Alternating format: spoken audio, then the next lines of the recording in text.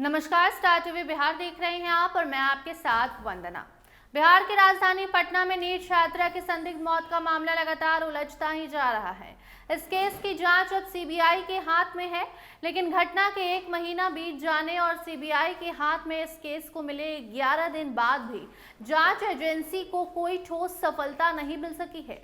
Team ने पूरी ताकत लगा दी है, फिर भी केस की गुत्थी डीएनए रिपोर्ट और मेडिकल जांच के इर्द गिर्द ही घूम रही है। सीबीआई की टीम अब तक छात्रा के परिजनों, हॉस्टल स्टाफ, एसआईटी अधिकारियों सहित कुल 42 लोगों से पूछताछ भी कर चुकी है। साक्ष्य जुटाने के लिए टीम 3 बार जहानाबाद और 2 बार गया जा चुकी है। इसके अलावा उस हॉस्टल का भी 2 बार निरीक्षण किया गया है जहां छात्रा रहती थी। बावजूद इसके जांच अभी निर्णायक मोड़ तक नहीं पहुंच पाई है। इसी बीच छात्रा की मामी ने भी सीबीआई से कई बड़े राज खोले हैं। मामी से जांच पड़ताल के दौरान पूछताछ हुई है। मामी ने जांच एजेंसी को कई अहम जानकारी दी है। उन्होंने कहा है कि जिस अस्पताल में छात्रा का इलाज चल रहा था, वहां लगे सीसीटीवी कैमरों की फुटेज की जांच बेहद जरूरी है, क्योंकि उससे महत्वपूर्ण सुराग मिल सकते हैं। आपको बता दें कि मामी ने आरोप लगाया कि जब छात्रा जिंदगी और मौत से जूझ रही थी, उसी समय हॉस्टल की संचालिका अस्पताल पहुंचती हैं और परिवार को पैसे लेकर मामला खत्म करने का प्रस्ताव दिया। मामी के मुताबिक संचालिका ने छात्रा की मां के सिर पर हाथ फेरते हुए कहा भी था कि आपकी बेटी को तो हम नहीं बचा पाए, जो पैसा लेना है अब ले लीजिए और मामला शांत कीजिए। इस बात से परिवार को गहरा शक हुआ कि कुछ तो गड़बड़ है। उन्होंने ये भी बताया कि उस समय वहां मौजूद एक महिला पुलिसकर्मी ने संचालिका को थप्पड़ भी मारा था और ये पूरी घटना अस्पताल के सीसीटीवी में रिकॉर्ड हो सकती है। मामी ने यह भी कहा है कि ये सारी बातें पहले पटना पुलिस की एसआईटी को भी बताई गई थी, लेकिन संचालिका से सख्ती से पूछताछ नहीं की गई।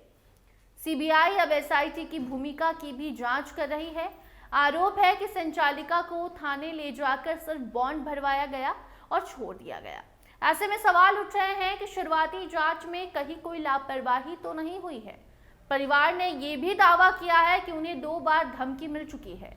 दोनों बार उनके घर के अंदर धमकी भरे पत्र फेंके गए हैं। इसके बाद सुरक्षा को लेकर चिंता बढ़ गई। सरकारी मदद नहीं मिलने पर परिवार ने खुद अपने खर्च पर घर में 4 सीसीटीवी कैमरे लगवाए हैं। फिलहाल पुलिस की ओर से 3 चौकीदार सुरक्षा में लगाए गए हैं, जिनमें 1 दिन और 2 रात में ड्यूटी करते हैं। जांच एजेंसी अब इलाज से जुड़ी पहलुओं पर भी पड़ताल कर रही है।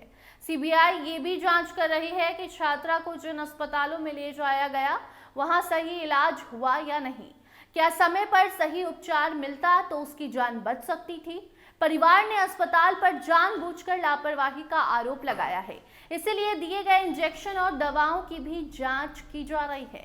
इस केस में कुछ अहम सवाल हैं जिन पर सीबीआई काम कर रही है। पहला, क्या छात्रा के साथ दुष्कर्म हुआ था या नहीं? अगर हुआ तो घटना जहानाबाद में हुई या पटना में? ये भी जांच हो रही है कि कहीं संबंध सहमति से तो नहीं बनाए गए थे। परिवार की भूमिका भी जांच के दायरे में है, क्योंकि एजेंसी ये देखना चाहती है कि कहीं कोई सबूत छिपाने की कोशिश परिवार तो नहीं कर रहा।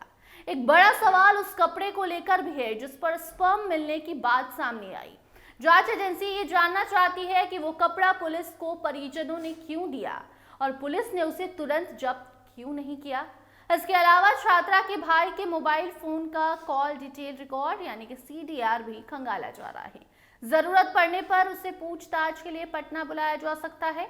एसआईटी की रिपोर्ट और बयान भी सीबीआई को सौंप दिए गए हैं, जिसकी जांच चल रही है।